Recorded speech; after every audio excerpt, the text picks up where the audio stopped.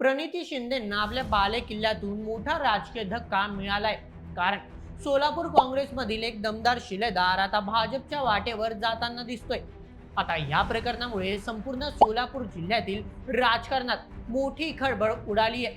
काँग्रेस पक्षात आंबेडकरवादी नेता म्हणून ओळख असणारे रॉकी बंगाळे आता अगदी उघडपणे पालकमंत्री जयकुमार गोरे यांच्यासोबत फिरताना दिसून आले आहेत. आता यामुळे सोलापूर जिल्ह्यातील आणखी एक मोठा नेता काँग्रेसच्या हातातून निसटणार असे सध्या चित्र आहे. म्हणूनच खासदार प्रणिती शिंदे यांना असलेल्या एक मोठा पाठिंबा आता पूर्णपणे गायब झालाय. आता या संपूर्ण प्रकरणाचे सोलापूर जिल्ह्यातील स्थानिक राजकारणात नेमके कसे परिणाम दिसून येतील, प्रणिती शिंदे आणि काँग्रेस आता या प्रकरणावर नेमकी काय भूमिका मांडणार, तर चला सध्या संपूर्ण सोलापूर जिल्ह्यात भूकंप आणणाऱ्या या राजकीय बातमीबद्दल सविस्तर विश्लेषण जाणून घेऊयात आजच्या व्हिडिओमध्ये. आजच्या बातमीचे लेखक आहे मेहुल मराठे. तर मित्रांनो, गेल्या अनेक वर्षांपासून सुशील कुमार शिंदे यांच्या अभेद्य गड मानल्या जाणाऱ्या सोलापूर जिल्ह्यात काही काळात राजकीय समीकरणं मोठ्या प्रमाणात बदलली होती. 2014 आणि 2019 अशा तब्बल 2 वेळी सुशील कुमार शिंदेंना लोकसभा जागेवरून मोठा धक्का मिळाला होता. पण नुकत्याच मागील लोकसभा निवडणुकीत त्यांच्या सुकन्या प्रणिती शिंदे यांनी सोलापूरहून विजय मिळवला. तरी देखील महापालिका निवडणुकीच्या वेळी सोलापूर शहरावर भाजपचेच वर्चस्व दिसून आले. यामुळे महापालिका निवडणुकीत प्रणिती शिंदे यांच्या वर्चस्वाला मोठा धक्का मिळाला. याच निवडणुकीदरम्यान एक मुद्दा देखील मोठा चर्चेचा विषय ठरला होता.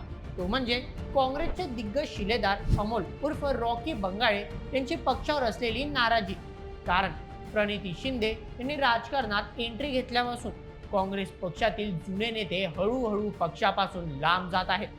म्हणूनच माजी मुख्यमंत्री सुशील कुमार शिंदे यांनी निर्माण केलेला सोलापूरमधील काँग्रेसचा किल्ला ढासळतोय की काय असं चित्र सध्या निर्माण झालंय. या आधी सुधीर खटरमल, UN बेरिया, महेश कोठे, बाबा करगुळे, श्रीदेवी फुलारे, दिलीप माने अशा अनेक दिग्गज आणि प्रभावी नेत्यांनी काँग्रेस पक्षाला सोड चिठ्ठी दिली आहे. सोलापूर जिल्ह्यात आता फक्त बोटावर मोजणे इतकेच काही जुने नेते काँग्रेस पक्षात आहेत. सोलापूर महानगरपालिकेत तब्बल 40 वर्षे सत्ता उपभोगणारी काँग्रेस आता फक्त 2 नगरसेवकांवर येऊन पोहोचली आहे. यामुळे आगामी 2029 मधील लोकसभा आणि विधानसभा निवडणुका देखील काँग्रेसला जड जाणार असल्याची सोलापूरच्या राजकीय वर्तुळात चर्चा आहे. अमोल उर्फ रॉकी बंगाळे यांनी काँग्रेस पक्षातून आपला राजकीय प्रवास सुरू केला होता. माजी मुख्यमंत्री तथा केंद्रीय गृहमंत्री सुशील कुमार शिंदे यांच्याकडून रॉकी बंगाळेंनी राजकारणाचे धडे घेतले होते. तब्बल 20 वर्षांपासून त्यांनी सोलापूर बांधकाम क्षेत्रात मोठे नाव कमावले होते. मात्र जानेवारी 2026 मध्ये सोलापूर महानगरपालिका निवडणुका संपन्न झाल्या. त्यावेळी रॉकी बंगाळे यांनी आपल्या आईला निवडणुकीच्या रिंगणात उतरवले होते. माजी मुख्यमंत्री सुशील कुमार शिंदे स्वतः त्यांच्या आईसाठी प्रचारात देखील उतरले होते. पण अशातच काही दिवसांपासून सुशील कुमार शिंदे यांच्या राजकीय तालमीत तयार झालेले हेच रॉकी बंगाळे आता भाजपच्या वाटेवर जाण्याची चर्चा आहे.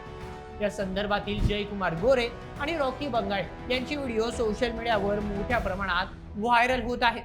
रॉकी बंगाळे आता अगदी उघडपणे भाजप नेते आणि सोलापूर जिल्ह्याचे पालकमंत्री जयकुमार गोरे यांच्यासोबत फिरताना दिसत आहेत. पंढरपूर येथे एका कार्यक्रमात रॉकी बंगाळे आणि जयकुमार गोरे एकाच वाहनात होते.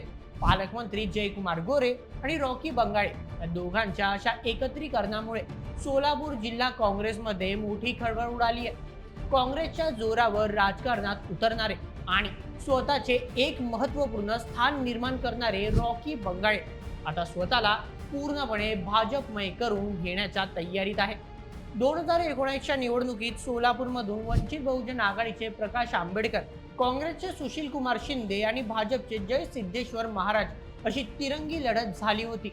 त्यावेळी निवडणुकीत रॉकी बंगाळे यांनी कट्टर सुशील कुमार शिंदे समर्थक अशी स्वतःची प्रतिमा निर्माण केली होती.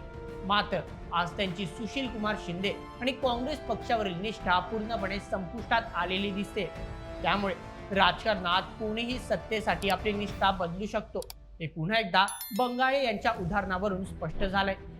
एक दलित आणि आंबेडकरवादी नेता म्हणून रॉकी बंगाळे यांच्याकडे सोलापूरमधील एक मोठा मतदारांचा गट म्हणजेच वोटर बेस आहे, ज्याचा फायदा येत्या काळात नक्कीच भाजपला होऊ शकतो.